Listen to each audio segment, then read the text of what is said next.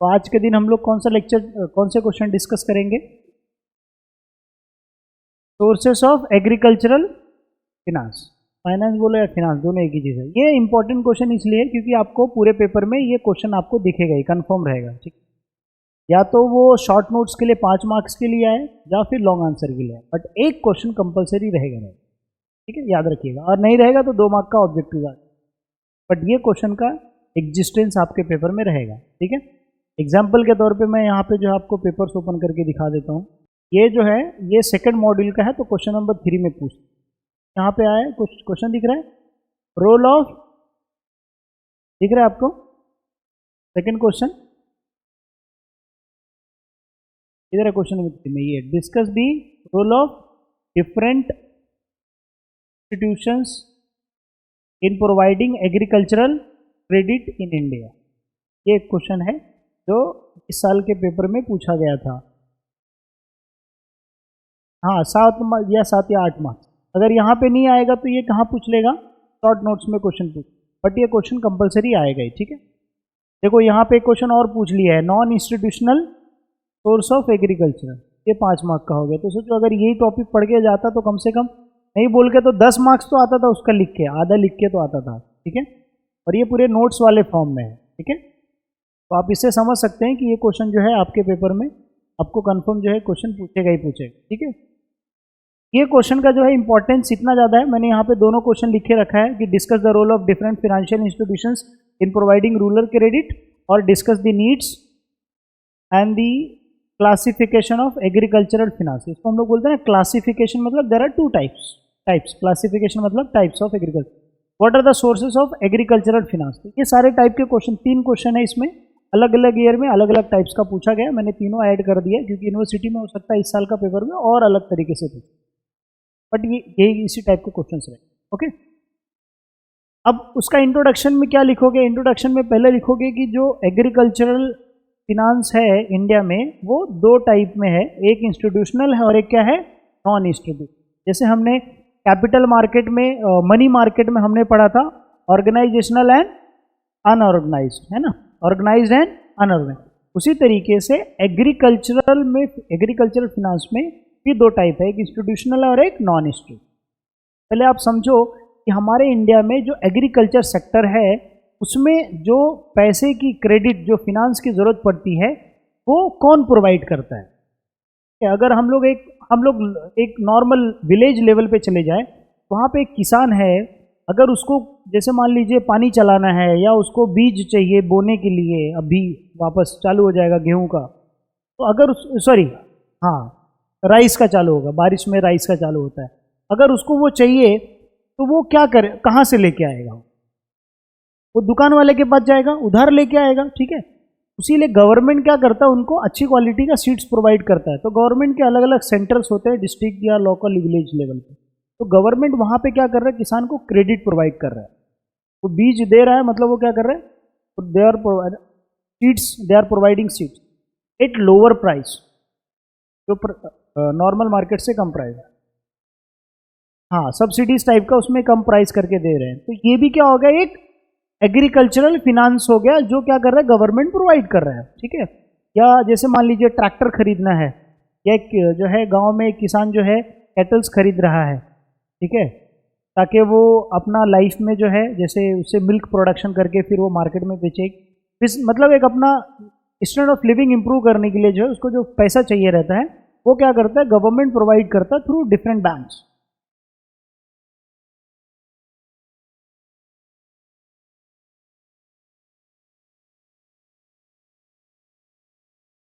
अब वो हम लोग डिफरेंट सिनेरियो में बात करेंगे। जो टैक्स वाले जो सर हैं उनसे आप बात कर सकते हो। ठीक है, कि पहले एक्चुअली नहीं था।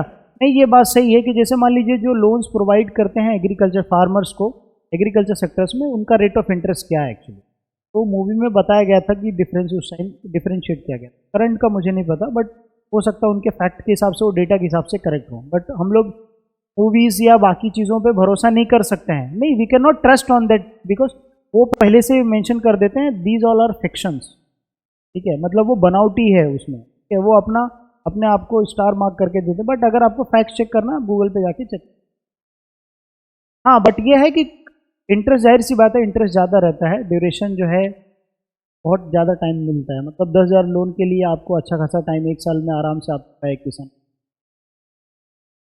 तो एग्रीकल्चरल फिनांस मतलब बेसिकली जैसे ट्रैक्टर हो गया, कैटल्स हो गए, या फिर सीड्स हो गए, ये सब चीज़ों के लिए जो रिक्वायरमेंट्स पड़ते हैं वहाँ पे क्या करता है कि गवर्नमेंट प्रोवाइड करता है। अब गवर्नमेंट प्रोवाइड करा, that means I am talking of में भी आरबीआई हो सकता है, नबार्ड बैंक हो सकता है, बैंक्स हो सकते हैं, या प्राइवेट बैंक्स हो सकते हैं, but that are finance by the RBI, because RBI work for the government. RBI जो है उसको हम लोग बैंक्स, गवर्नमेंट बैंक्स बोलते हैं, बिकॉज गवर्नमेंट के बिहाफ पे क्या करता है, वो एक्ट करता है। तो अब अगर मैं बोलता हूँ कि एग्रीकल्चर एक सेक्टर है, वहाँ पे किसी को लोन्स की ज़रूरत है, तो वो कौन प्रोवाइड करेगा? वो बैंक के पास जाएगा। बैंक को पैसा किसने दिया है? नबार्ड ने दिया है। नबार्ड को पैसा किसने दिया? आरबीआई दिया है। तो NABARD bank, that is national agriculture bank for rural and development, सबसे अपेक्स बैंक है जो एग्रीकल्चर सेक्टर्स का बैंक है, जो एग्रीकल्चर का ही डेवलपमेंट के लिए क्या करता है, सारा पैसा, मतलब जितने भी पैसा है वो इंस्टीट्यूट। अच्छा, वो बैंक का कहीं नाम इसलिए नहीं दिखता because NABARD bank work with different bank, मतलब नबार्ड जो बैंक है वो क्या करता है कि पैसा जो फंड्स है वो डिफरेंट बैंक के साथ मिलके करता है, चाहे वो प्राइवेट बैंक हो चाहे वो पब्लिक बैंक। उनको क्या करता है, फाइनेंस देता है, बोलता है कि इतना परसेंटेज तुम्हारा लोन जो है वो एग्रीकल्चर सेक्टर्स में जाना चाहिए, एग्रीकल्चर के, एंड दे डू दैट, वो करते ही हैं। कोई भी बैंक नहीं चाहेगा मेरा जो लोन है पूरा बिजनेस का वो पूरा एक ही सेक्टर्स में जाए। दे डिवाइड इन परसेंटेज की कौन से सेक्टर्स में कितना कितना लोन हमको रिलीज करना है। गवर्नमेंट क्या करता है कि सब बैंक्स मिल के बेसिकली करते होगा। तो ये इंट्रोडक्शन जैसा पार्ट था, ठीक है। तो अभी हम लोग ने दो चीज़ पढ़ा कि जो सोर्स ऑफ एग्रीकल्चर फिनांस है उसमें दो टाइप है, एक इंस्टीट्यूशनल और दूसरा क्या है। तो हम लोग बैंक्स की अगर बात करते हैं तो दैट आर इंस्टीट्यूशनल। अगर हम लोग institutional, what is institutional source of agriculture finance, that means bank, जितने भी बैंक्स है, प्राइवेट कॉमर्शियल बैंक्स हो गए, या जहाँ पे रूल्स एंड रेगुलेशंस फॉलो किया जाता है, उसमें एनबीएफसी भी हम लोग बोल सकते हैं, काउंट कर सकते हैं, जहाँ पे रूल्स एंड रेगुलेशंस फॉलो किया जाता है, वो क्या हो गए, इंस्टीट्यूशनल फिनांस हो गए। क्या हो गया वो, कहाँ पे, एग्रीकल्चर सेक्टर्स में। नॉन इंस्टीट्यूशनल्स मतलब जो हमने बात किया था, जैसे मान लीजिए कि कोई जमींदार है, उसके पास वो पैसा लोन दे रहा है, ठीक है, या कोई कमीशन एजेंट है, या कोई मिडल मैन जो है कमीशन एजेंट है, वो आपको लोन दिलवा रहा है, ठीक है, उसमें कोई रूल्स एंड रेगुलेशन फॉलो नहीं हो रहा है, तो वो क्या हो जाएगा, नॉन इंस्टीट्यूट। इवन अगर आप अपने रिलेटिव से, फैमिली से, फ्रेंड से अगर लोन ले रहे हो तो वो भी क्या हो जाएगा, नॉन, कि वहाँ पे जो है रेट ऑफ इंटरेस्ट फॉलो नहीं किया जाता है, ठीक है। कुछ डाउट है, क्लियर। तो अभी तक का जो हम लोग ने क्वेश्चन में ये पढ़ा कि यहाँ पे जो है क्लासिफिकेशन बोलो या सोर्स बोलो, क्या role of credit in agriculture finance. So there are two source, एक इंस्टीट्यूशनल है, दूसरा कौन सा है, इंस्टीट्यूशनल्स, मतलब हम लोग डिटेल में भी पढ़ेंगे। इंस्टीट्यूशनल में जहाँ पे क्या होता है, set of rules and regulation होता है that need to be followed by the bank, by giving credits to the agriculture finance. Non institutional में ऐसा कोई भी स्टैंडर्ड रूल रेगुलेशन नहीं होता है, ठीक है। यहाँ तक क्लियर है, पक्का। अब आप लोग क्वेश्चन लिखो और ये डायग्राम बना लो। अभी हम लोग डिस्कस करेंगे non institutional source of agricultural finance. तो मैंने जैसे बताया, non institutional source of agricultural finance मतलब ये होता है ऐसा, तो जहाँ पे कोई रूल्स एंड रेगुलेशंस नहीं होता है। जब एक फार्मर क्या करता है, पैसे उधार लेता है, ठीक है, या कोई पर्सन जब उधार देता है, तो ऐसा कोई उसका रूल्स एंड रेगुलेशंस नहीं होता है, तो वो क्या कर सकता है, 10%, 20% अपने हिसाब से जो है इंटरेस्ट वो चार्ज कर सकता है। तो पहले के टाइम पे और अभी के टाइम पे भी यही चीज़ होता है कि अगर मान लीजिए अगर गांव में एक पर्सन लोन ले रहा है 1 लाख का किसी दूसरे पर्सन से, 10% पे, 15% पे लेता है, तो उसकी वजह से बेचारा अगर टाइम पे ना भर पाए तो वो 1 लाख का लोन 2 से 3 लाख लोन हो जाता है, कि हर महीने उसको 10% इंटरेस्ट भरना है 1 लाख पे, तो 10,000 ऐसी हो जाएगा। फिर वो अगर वो नहीं टाइम पे भर पाएगा तो 1 साल में जो है आराम से उसका 3 लाख 4 लाख तक पहुँच जाता है। ये चीज़ क्या है, नॉन इंस्टीट्यूशनल में है। लेकिन गवर्नमेंट चाहता है कि ये चीज़ें ना हो। लेकिन अगर आप पास्ट में देखोगे, पहले के वक्त में और आज भी जो लोग हैं गांव में जो रहते हैं, जिनको नॉलेज नहीं है, वो लोग क्या करते हैं, इंस्टीट्यूशनल या non institutional, non institutional prefer करते हैं। किसी ना किसी से क्या करते हैं, वो उधार ले लेते हैं परसेंटेज अपने हिसाब से, या किसी दोस्त से ही मांग लिया पैसा, उधार ले लिए, कोई या कमीशन एजेंट है उससे ही उधार ले लिया पैसा, क्योंकि उनको पता ही नहीं है ना। बैंक में जाते हैं तो कैसा फॉर्म भरना कुछ भी नहीं उनको आता है। तो अगर वो, और दूसरी बात क्या है कि बैंकिंग सर्विसेज वहाँ पे इतना अपडेटेड भी नहीं हुआ है कि लोग जो है वो चीज़ को एक्सेस कर पाएँ। हालांकि अभी ऑनलाइन एटीएम तो आ गया कि भाई इसमें पैसा विड्रॉ कर सकता है इलेक्ट्रॉनिक, बट जहाँ पर रही बात क्रेडिट की, उधार लेने, मतलब ये जो प्रोसेस जो गवर्नमेंट सर्विसेज देता है, इसमें जो है लोग अपना काम करने के लिए क्या करते हैं, वो बैकएंड में जैसे वो किसी दोस्त से उधार ले लिया, साहूकार शायद बोलते हैं, जमींदार जो लोग होते हैं उनसे पैसा ले लिया, या कोई कमीशन एजेंट कमीशन हो गया, एजेंट हो गया, उससे क्या करता है वो लोग मिडल किसी से मिला दिया, पार्टी से लोन दिलवा दिया। आज भी जो है ये सारी चीज़ें प्रैक्टिस की जाती है एग्रीकल्चर में। मतलब पहले के वक्त में तो बहुत ज़्यादा था, आज के वक्त में क्या थोड़ा सा रिड्यूस हुआ है, क्योंकि इंस्टीट्यूशनल जो है वहाँ पे पहुँच गया है। तो अब धीरे धीरे लोगों को अवेयरनेस किया जा रहा है, लोगों को जो है बताया जा रहा है कैसे यूज़ करना है। तो उससे क्या हो रहा है कि लोग सर्विसेज ले रहे हैं इंस्टीट्यूशनल्स में। अब इसकी वजह से क्या हो गया, नॉन इंस्टीट्यूशनल धीरे धीरे अभी क्या हो रहा है, कम हो रहा है। बट आज भी जो है बहुत ज़्यादा है। आज भी जो अगर आप देखोगे परसेंटेज निकालोगे तो आज भी जो है बहुत अच्छी ह्यूज परसेंटेज में है, लगभग कुछ ये भी 30% तो रहेगा शायद। लास्ट लेक्चर्स में, हाँ, वो भर भर के बेचारा परेशान हो गया वो। अब देखो नॉन इंस्टीट्यूशनल सोर्स क्या है, non institutional source of agriculture finance includes money lenders, traders, commission agents, relatives and landlords. मतलब ये सारे जो हैं सब, जो जैसे मनी लेंडर्स की अगर हम लोग बात करते हैं तो who are the money lenders? Money lenders have traditional provide credit to the numerous agriculture within the rural का। मतलब ये जो गांव में जमींदार लोग होते हैं, जो जिनके पास पैसे बहुत ज़्यादा होता है, जो उधार देते हैं ना लोग, यहाँ पे जो है सब जितने भी गांव में पैसे की जरूरत पड़ती है तो उसी के पास क्या करता है, वो लोन्स प्रोवाइड करता है। However they exploit the farmer by imposing high rate of interest. जैसे मैंने आपको बताया, वो अकाउंट्स भी क्या करते हैं, मैनिपुलेट कर देते हैं, क्योंकि जो लोन ले रहा है उसको नहीं पता है, उसको सिर्फ एक ही चीज़ है, हमको इतना पैसा उधार देना है बस। अगर वो क्या है उसको नहीं पता है तो वो रेट ऑफ इंटरेस्ट बढ़ा के इंक्रीज करके, या फिर जो उसका जो कर्जा जितना बचा हुआ है उसमें चेंज करके, हेर फेर बदल करके क्या कर सकते, ज़्यादा उसको प्रोवाइड करता है उसको। आज भी जो है ये चीज़ें प्रैक्टिस की जाती है जिनको नॉलेज नहीं है। गाँव वाले जो है थोड़ा कम नॉलेज, अभी तो थोड़ा सा अपग्रेड हो गए हैं लोग, बट फिर भी आज भी लोग एक्सप्लॉयटेशन करते हैं, मनी लेंडर्स एक्सप्लॉयटेशन करता है ये आज के वक्त में।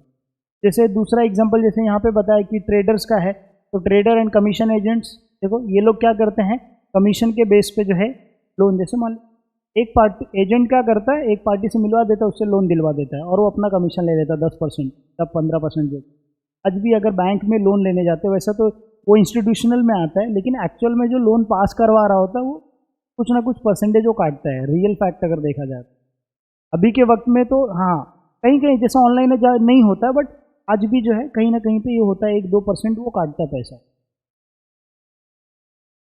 Traders and commission agent give the loans to the agriculture for the productive reason. Productive reason ये बोला है, मतलब जैसे मान लीजिए खेती करने के लिए कर रहा है तो उससे कुछ उगाएगा, अनाज उगेगा तो वो प्रोडक्टिव हो। अगर वो शादी के लिए ले रहा है तो क्या हो, अनप्रोडक्टिव। बर्थडे सेलिब्रेशन करने के लिए या कोई इवेंट फेस्टिवल सेलिब्रेट करने के लिए पैसा ले रहा है तो क्या है, वो अनप्रोडक्टिव। प्रोडक्टिव दैट मीन्स पैसे का इस्तेमाल करके कुछ प्रोड्यूस करेगा और उसको सेल करेगा, उससे पैसा वापस क्या करेगा, रिकमेंड करेगा। तो यहाँ पे प्रोडक्टिव बोला है।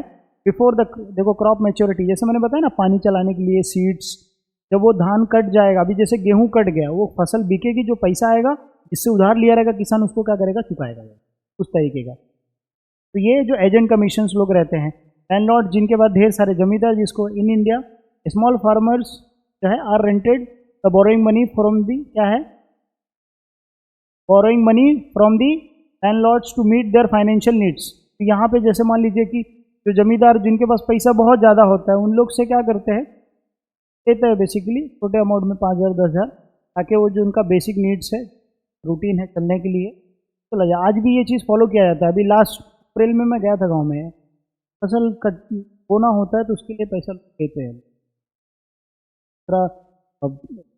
बीज खरीदना है या फिर जो है फसल नहीं लगा उसके पहले पैसा लेके अंदर पानी डालना, खेत जोतवाना, फिर उसके बाद जो है वो सारे प्रोसेस होने के लिए पैसा लोग लेते हैं। इवन जो धान की कटाई करते हैं या गेहूं मशीन से कटाई करते हैं, उसका पैसा भी रोटेट होके जब फसल बिकेगी उसके बाद पैसा उसको चुकाएगा। इवन गांव वाले मांगते भी नहीं है। गांव में क्या होता है, पहला पूरा फसल काट दिया जाएगा, इसका मशीन काटा, फलाने का काटा, वो आगे पूरे गाँव में वसूली करके जाएगा, फिर बाद में पैसा भी होता है। लेकिन हाँ, बस थोड़ा बहुत, लेकिन वो भी नहीं लेते आज के वक्त हमारे गांव में, तो वो भी नहीं। हमारे गांव में काट के जाएगा, वो पैसा बाद में आराम से लेके जाएगा, 6 महीने बाद आएगा, पूरा वसूल के पैसा होता है। और मोस्टली गांव में जो बड़े लोग होते हैं, प्रधान जो लोग होते हैं और जो ये जमींदार, उनके पास ही रहता है, तो वो क्या करते हैं, पूरा पूरा मतलब उनके अंडर में होता है, ये पूरा काटेगा, एक बार चल गया और पूरा काटते काटते चल, दूसरे की मशीन दूसरे साइड की लगी रही, इनकी मशीन, कॉम्पिटिशन टाइप का चलता है वहाँ। लेकिन सही रहता है, कोई कोई पैसा जल्दी मांगता है, लेकिन कोई कोई तो 6 महीने के बाद आके फिर इनके पास मनी है। ठीक है, कुछ डाउट है यहाँ तक क्लियर है? बाकी रिलेटिव्स में तो आपको पता है, आपने भी कभी उधार लिया कि नहीं लिया रिलेटिव से? रिलेटिव से उधार लिया कभी पैसा? लिया ना? ये उधार चुका है कि नहीं चुका है? अगर आप चुका दिए तो आप बेवकूफ हो। नहीं चुकाना चाहिए। आखिर जो है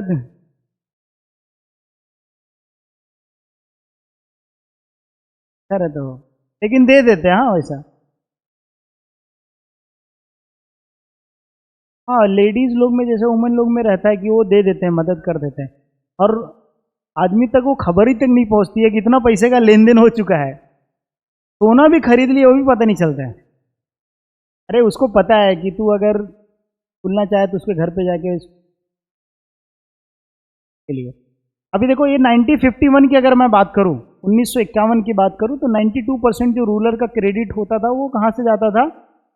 नॉन इंस्टीट्यूशनल से जाता था, जिसमें से जो मनी लेंडर्स थे वो कितना प्रोवाइड करते थे? ऑलमोस्ट 70%। 70% जो थे वो मेनली मनी लेंडर्स प्रोवाइड करते थे। तो आप इमेजिन करो कि पूरा अगर नॉन इंस्टीट्यूशनल रहेगा तो कितना ज़्यादा नुकसान क्रिएट। इसीलिए पहले देखो बॉन्डेड लेबर वाला टाइप था, पैसा नहीं चुका पाता था तो उसको ज़िंदगी भर के लिए गुलाम बना लेता था। बाद में गवर्नमेंट ने रूल लाया तो बॉन्डेड लेबर को सिस्टम हटाया उसमें। नहीं तो पहले लोग यही करते थे, ज़मीन हड़प के पूरा लाइफ टाइम के लिए गुलाम बनाना, पैसा होता था। हाँ, मतलब उसकी जो पुश्तें थी वो उसके हिसाब से डिवाइड होकर काम करती थी। आज के वक्त में सब होशियार हो गए, सब लोग डायरेक्टली काम करने के लिए पैसा मांगते। एट प्रेजेंट अगर मैं प्रेजेंट कंट्रीब्यूशन की करूँ तो नॉन इंस्टीट्यूशनल जो है रिड्यूस हुआ है, कम हुआ, जैसे मैंने आपको बताया स्टार्टिंग में, नॉन इंस्टीट्यूशनल का जो है कम हुआ क्योंकि इंस्टीट्यूशनल अभी अवेयर पहुंच रहा है धीरे धीरे। ठीक है, 40% for small and marginal farmers credit depends upon the non institutional. Marginal छोटे छोटे जो फार्मर्स होते हैं का आज भी जो क्रेडिट है वो नॉन इंस्टीट्यूशनल पे डिपेंड होता है, बिकॉज उनको ये सब चीज़ों में नहीं पढ़ना है। क्रिकेट में डायरेक्टली ले लिया, उतना पैसा देना, ठीक है उधार दे दूंगा, ऐसा जो है लोग आज भी फॉलो करते हैं। मतलब अगर यहाँ पे जैसे मान लीजिए एग्जांपल के तौर पे, यहाँ पे कोई आदमी काम करने के लिए आया है और उनका परिवार जो है गांव में रहता है, तो कहीं से वो फ़ोन घुमा देता है कि बाबू हमारा घर पैसा उधार दे दो, तो यहाँ से तुम्हें चुका देगा, ऐसा वहाँ मिल जाता है, ये यहाँ से उसको दे देता है, भेज देता है। आज भी ऐसे चलता है, 10,000 15,000 का जो सिस्टम रहता है रोटेट चलता है। बट इसका ये मतलब नहीं गाँव वाले गरीब होते हैं, बहुत अमीर होते हैं। सीरियसली आई हैड सीन, वो गोनी में पैसा लेके आते हैं।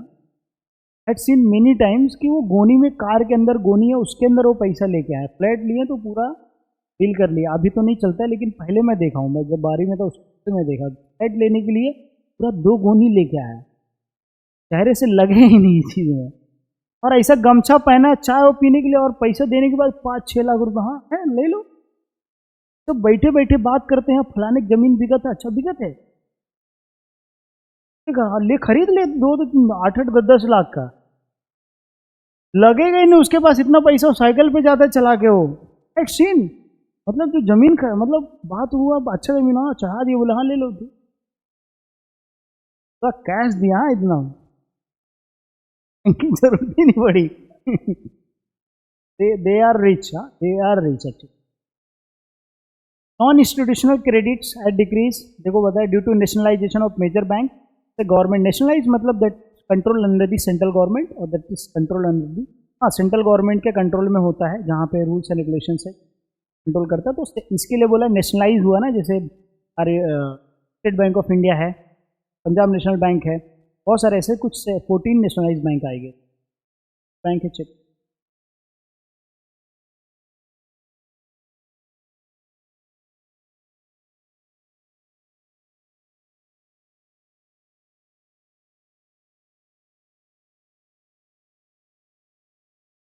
अब महाराष्ट्र देखो 14 है ये, नहीं गवर्नमेंट बैंक मतलब दैट इज कंट्रोल्ड, जहाँ पे गवर्नमेंट का रोल उसके अंदर कंट्रोल होता है तो इसमें आ जाता है। कुछ डाउट है किसी को? Everybody understood? अब ऐसा नहीं होता, इनको कैश ही दिया जाता है। जैसे मैंने बोला सीट क्रेडिट जो है वो सीट्स के फॉर्म में दिया जा सकता है, मशीनरी के फॉर्म में दिया जा सकता है, इक्विपमेंट्स के फॉर्म में दिया जा सकता है, या कैटल जैसे डेयरी फार्म अगर ओपन करना है उसके लिए पैसा चाहिए तो उसके वहाँ पे मतलब उस तरीके गवर्नमेंट के लिए, गवर्नमेंट ऐसा बहुत सारा स्कीम्स लेके आता है किसानों के लिए, जहाँ पे वो क्या कर सकता है मिनिमम रेट ऑफ इंटरेस्ट में लोन लेके अपना लाइफ को अपलिफ्टमेंट कर सकता है। अभी देखो इंस्टीट्यूशनल में बताया कि जो रूल्स एंड रेगुलेशंस होते हैं दैट इज फॉलोड। यहाँ पे रूल्स एंड रेगुलेशंस प्रॉपर होते हैं, जो हर बैंक मतलब जो प्रोसेस होता है वो एक सेट ऑफ रूल्स रेगुलेशंस होता है जो आरबीआई इशू करता है, बाकी बैंक्स के रूल्स एंड रेगुलेशन होते हैं तो फॉलो करने पड़ते हैं, तब जाके जो है वो क्रेडिट होती है। इसके लिए यहाँ पे बोला है कि इंस्टीट्यूशनल, यहाँ पे बोला इंस्टीट्यूशनल में कोऑपरेटिव बैंक्स हैं, फिर उसके बाद कॉमर्शियल बैंक है इंक्लूडिंग एसबीआई ग्रुप है, आरबीआई है, नबार्ड है, सारे बैंक जैसे मैंने आपको बताया। आरबीआई अगर आप देखोगे तो आरबीआई के फंक्शन में क्वेश्चन एक आता है, फंक्शन आता है प्रमोशनल एंड डेवलपमेंट। आरबीआई का एक फंक्शन है कि वो प्रमोशन मतलब जो एक्सपेंडिंग करता है मनी का वो इस तरीके से करता ताकि इकोनॉमी का जो है ग्रोथ हो, डेवलपमेंट हो। उसमें आरबीआई क्या करता है, बहुत सारा अमाउंट जो है रिलीज करता है एग्रीकल्चर सेक्टर्स के लिए, और वो अमाउंट जाता है नबार्ड बैंक के पास। नबार्ड बैंक से फिर क्या होता है, बाकी धीरे धीरे जो रूरल रीजनल एरियाज में है जो छोटे छोटे बैंक हैं उनके थ्रू क्या करता है लोगों तक पहुँचता है वो। अब इस प्रोसेस को जानने के लिए अपने पास ढेर सारा रिसर्च होना चाहिए, तब हम लोग डेटा जाके अच्छे कलेक्ट करके जो है रिप्रेजेंट कर सकते हैं। एसबीआई गवर्नमेंट, एसबीआई वो सेंट्रल वही नेशनलाइज बैंक है, that is under control government, central government के। ये जो इंस्टीट्यूशनल में कौन से cooperative bank, commercial bank, SBI, NABARD ये सारे आते हैं, ठीक है। रिसेंटली शेयर्स ऑफ इंस्टीट्यूशनल जो है वो बढ़ा है, इंक्रीज हुआ है, रिसेंटली इंस्टीट्यूशनल का है बढ़ा, मतलब इंस्टीट्यूशनल जो है रूरल एरिया। ये डायग्राम था ना, ये डायग्राम बना लिया सर आपने, ये डायग्राम बना लिया कि सोर्स ऑफ एग्रीकल्चर फिनांस में जो है ये दो सोर्स आता है, एक आता है नॉन इंस्टीट्यूशनल, दूसरा क्या है इंस्टीट्यूशनल। और आपको पता है इंस्टीट्यूशनल में मनी लेंडर है, relatives and friends and landlord, और इसमें एजेंट कमीशन है, और इसके अंदर क्या कॉमर्शियल बैंक, कोऑपरेटिव और रूरल रीजनल बैंक। सर आपको ये पॉइंट्स पता है तो आप खुद से। इंस्टीट्यूशनल में क्या हो रहा है कि अभी इंक्रीज हो रहा है, नॉन इंस्टीट्यूशनल में डिक्रीज हो रहा है। Understood, very simple. आपको एग्जामिनेशन में इसी तरीके से लिखना है। आप पहले क्या करना है, इंट्रोडक्शन में 2-3 लाइन लिखना है, फिर ये डायग्राम ड्रॉ करना है, डायग्राम ड्रॉ करने के बाद एक एक पॉइंट्स को क्या करना है, ऐसा आपको हाईलाइट करना है। इसमें कौन सा है, इसमें एग्रीकल्चर शॉर्ट टर्म में बेसिकली जो है शॉर्ट पीरियड के लिए जो प्रोवाइड करता है, जैसे यहाँ पे देखो लिखा है कौन सा, फर्टिलाइजर्स, सीड्स, पेस्टिसाइड्स, ये जो प्रोवाइड करता है ये शॉर्ट टर्म के लिए होता है। मान लीजिए अगर अभी फसल कर रहा है एक फार्मर, यूज एग्जाम्पल ले रहा हूँ हम लोग एग्रीकल्चर का, ताकि समझ में आए एकदम बेसिक। जैसे मान लीजिए अगर अभी खेती बो रहा हो, इसमें सीड्स रहेगा, फर्टिलाइजर जरूरत पड़ेगी, पेस्टिसाइड का, फसल खराब ना करे, ये क्या हो गया शॉर्ट टर्म हो गया। क्या हो गया शॉर्ट टर्म। अगर हम लोग फिर मीडियम टर्म लेंगे तो मीडियम टर्म में क्या होगा, जैसे कैटल का परचेस कर रहे हो, परचेस ऑफ कैटल्स, इक्विपमेंट्स, या कोई इम्प्रूवमेंट्स ऑफ लैंड, मतलब जो उसका ज़मीन है उसको इम्प्रूवमेंट करने के लिए अगर तो कुछ फिनांस की ज़रूरत पड़ रही हो, मतलब कुछ एक्टिविटी करके उसको वापस से जो है फर्टाइल लैंड कर रहा है जिससे वो वापस से वो खेती कर सके, में लेके आ सके, अगर उसके लिए कर रहा है तो वो भी क्या हो जाएगा, मीडियम एंड लॉन्ग टर्म हो जाएगा। क्या हो जाएगा, मीडियम एंड लॉन्ग टर्म। जैसे मान लीजिए ट्रैक्टर ले रहा है या इक्विपमेंट्स खरीद रहा है बड़ा बड़ा, ठीक है। अब उसके बाद जो है direct finance. What is direct finance, जैसे मान लीजिए एग्जांपल के तौर पे from set tractors and others agricultural machinery, constructions of wells, borewell जो होता है वो सब के लिए अगर वो क्या कर रहा है फाइनेंस ले रहा है तो क्या हो जाएगा, डायरेक्ट फिनांस हो जाएगा। उसके बाद कोऑपरेटिव बैंक है। कोऑपरेटिव देखो अगर आप देखोगे ना कोऑपरेटिव बैंक का पहला हिस्ट्री, तो पहले ये जो ओपन हुआ था ना ये एग्रीकल्चर सेक्टर्स का ही फिनांस प्रोवाइड करने के लिए हुआ था, अगर इसकी हिस्ट्री आप देखोगे। बट कोऑपरेटिव बैंक फेल्ड हो गया वो सर्विस को प्रोवाइड करने में, इसी वजह से जो है आज कोऑपरेटिव बैंक जो है एक नॉर्मल बैंक की तरह जो है वर्क करता है। लेकिन ये क्या होता है मेनली जो है रूरल एरियाज में, और मेनली जो है स्मॉल इनकम ग्रुप लोगों के लिए है, जहाँ पे एक स्मॉल अमाउंट में क्या कर सकता है, सेविंग कर सकता है, विड्रॉ या छोटे मोटे जो है अमाउंट्स में क्या कर सकता है वो लेंडिंग एंड बोरोइंग कर सकता है कोऑपरेटिव बैंक। लेकिन इसका इसीलिए यहाँ पे दिया इनिशियल लेवल पे इसको स्टार्ट किया गया था फिनांस करने के लिए एग्रीकल्चर में, बट फेल्ड दैट एम और ऑब्जेक्टिव्स, और उसकी वजह से क्या हुआ एक नॉर्मल बैंक की तरह आज भी लेकिन वर्क करता है, क्रेडिट प्रोवाइड करता है, बट स्मॉल इनकम या लोअर लेवल पे बोल सकते हैं। ठीक है, देखो यहाँ पे लिखा है मैंने एक्सप्लेनेशन में, this source of credit is the cheapest and most important source of rural credit, it was set up to aim facilitate complete the credit small farmer at lower cost. तो इसको पहले सेटअप ही किया गया था ताकि lower cost पे क्या करे, लोअर कॉस्ट बोलता हूँ इसका मतलब क्या हुआ, कम रेट ऑफ इंटरेस्ट, कम रेट ऑफ इंटरेस्ट में क्या करना, फिनांस प्रोवाइड करना। ये भी वही है, सेम मीडियम लॉन्ग टर्म अपने हिसाब से कर सकते हैं, बुक के अंदर बहुत सारा एक्सप्लेनेशन दिया रहेगा, you can make it short, ठीक है। फिर उसके बाद रीजनल रूरल क्रेडिट, अब ये जो है ये भी बैंक कभी स्टेब्लिश हुआ था 1975 में, 1975, और ये नरसिम्हा राव की कमेटी इसने रिकमेंड किया था। तो नरसिम्हा राव कमेटी की बहुत बड़ा रोल है इकोनॉमी के अंदर रिफॉर्म के लिए। अगर आपको पता होगा 1991 में जो इकोनॉमिक्स रिफॉर्म आया था, जो आपका फर्स्ट यूनिट है, अब इसके जब ये इंपॉर्टेंट क्वेश्चन कवर होंगे तो हम लोग लास्ट में फर्स्ट यूनिट करेंगे, हम लोग डिटेल में डिस्कस करेंगे कि न्यू इकोनॉमिक पॉलिसी जब लाया गया था तो उसमें जो है नरसिम्हा राव का बहुत बड़ा रोल था। Narasimha committee, he was the prime minister at that time and finance minister जो था वो मनमोहन सिंह, तो उन लोगों ने, तो ये नरसिम्हा राव कमेटी के रिकमेंड से लाया गया था, जहाँ पे जो रीजनल रूरल बैंक हैं वो लोग बेसिकली क्या है, sponsored by schedule commercial. Sponsored है मतलब जैसे मान लीजिए रूरल रीजनल बैंक ऐसा बैंक है तो बाकी बैंक मिल के क्या करते हैं, इसको क्रेडिट देते ताकि ये क्या करे, एग्रीकल्चर सेक्टर्स में वर्क कर सके। समझा कि नहीं समझा, क्या समझा बताओ। हाँ, मतलब इस बैंक को स्पॉन्सर्ड कर रहे हैं दूसरे बैंक्स मिलके पैसा देके कि भाई ये पैसा ले, तू ये क्रेडिट एग्रीकल्चर सेक्टर्स में जो है इंप्रूवमेंट करने के लिए, डेवलपमेंट के लिए क्रेडिट जो है तू दे एग्रीकल्चर सेक्टर। बाकी के बैंक्स मिल के क्या कर रहे हैं, इनको इसको स्पॉन्सर्ड कर, इसीलिए लिखा है। तो डाउट है किसी को, एवरीबडी अंडरस्टूड। ये था है sources of agricultural finance, understood, clear हो गया। What is, there are how many source, there are two source, institutional और non institutional. That means there are set of rules and regulation that need to be followed, like commercial bank हो गया, RBI हो गया, NABARD bank हो गया, cooperative bank हो गया। Non institutional में क्या हो गया, जहाँ पे कोई रूल्स एंड रेगुलेशन फॉलो नहीं होता, जैसे एजेंट कमीशन हो गया, मनी लेंडर्स हो गया, लैंडलॉर्ड्स हो गए, और कौन सा, रिलेटिव्स हो गए, ये सारे जो मनी का लेंडिंग क्रेडिट होता है एग्रीकल्चर सेक्टर्स में, वहाँ पे कोई रूल्स रेगुलेशन नहीं होता है, तो वहाँ पे उसके साथ एक्सप्लोरेशन किया जाता है। अच्छा, इसका एक डिटेल नोट्स भी मेरे वेबसाइट पर रहेगा, जो आपके नोट्स में दिए ना, अगर आपके पास बुक नहीं होगा, मैं नोट्स में मैंने लिखा था, मैं आपको दिखा देता हूँ।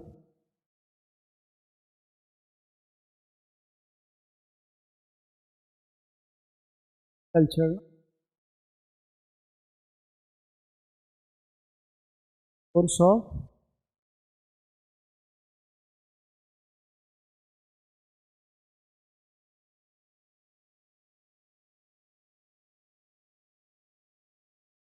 ये देखो, इसके अंदर मेरिट्स डीमेरिट्स मैंने सब लिखा है। बुक्स का अगर जिसके पास बुक्स नहीं होगा ना, ये रेफर कर सकते। देखो इंस्टीट्यूशनल में कैसा बना है, commercial bank, cooperative bank, rural regional bank, short term, long term, बहुत ज़्यादा डिटेल में एक्सप्लेनेशन किया, तो शॉर्ट टर्म में कर दिया। ये जो पूछ रहा था ना इनडायरेक्ट क्या होता है, देख ली इधर इनडायरेक्ट क्या होता है, डिस्ट्रीब्यूशन, जो गवर्नमेंट डिस्ट्रीब्यूट करता है ना, पीडीएस सिस्टम। आप लोग बोले थे ना इनडायरेक्ट वाला छूट गया, तो इधर से कॉपी पेस्ट नहीं हुआ रहेगा, एक फिर लिखने, ये पूरा डिटेल में जो है मैंने यहाँ पे नोट